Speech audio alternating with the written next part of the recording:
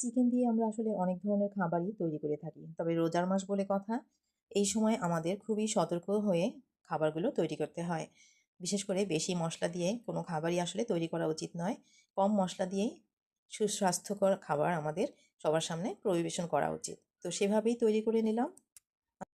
আসসালামু আলাইকুম ভিউয়ার্স। মুরগির মাংসের ব্রেস্ট পিসটা নিয়ে নিলাম। সেহরিতে কী করব ভাবছিলাম, তো ভাবলাম এটা মেরিনেট করে রেখে দিই।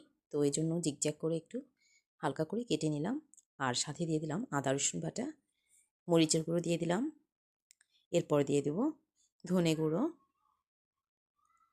হলুদের গুঁড়ো দিয়ে দিব সামান্য, আর দিয়ে দিব লবণ, হাফ চা চামচ দিয়েছি। সাথে অ্যাড করছি 25 রকমের গুঁড়া মশলা 1 চা চামচ, আর দিয়ে দিচ্ছি চিলি ফ্লেক্স আর কিছু লেবুর রস। তো এগুলো মেরিনেট করে রেখে দিচ্ছি, ইনশাল্লাহ পরে রাতে ভেজে নিব সেহরিতে খাওয়ার জন্য। আপনারা কে কে এইভাবে রেডি করে রাখেন কমেন্টে অবশ্যই জানাবেন। ভেবেছিলাম সেহরিতে ভেজে নিব, কিন্তু দেখা যায় সেহরিতে ভাজতে গেলে অনেক সময় লেগে যেতে পারে।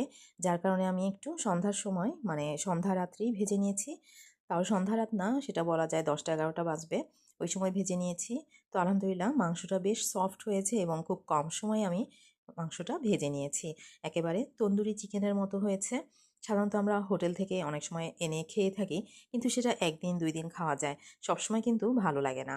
আর ঘরে বানানো জিনিসের টেস্টই আলাদা, সেটার স্বাদ খুবই ভালো লাগে এবং খেতেও দারুণ লাগে।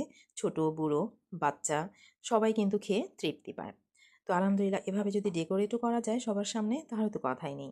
ইফতারে অথবা সেহরিতে আপনারা এভাবে তন্দুরি চিকেনটা করে নিতে পারেন। যদি ভালো লাগে আমার রেসিপিটা ফলো করে দিন, আর লাইক কমেন্ট শেয়ার করে দিন। আল্লাহ হাফেজ।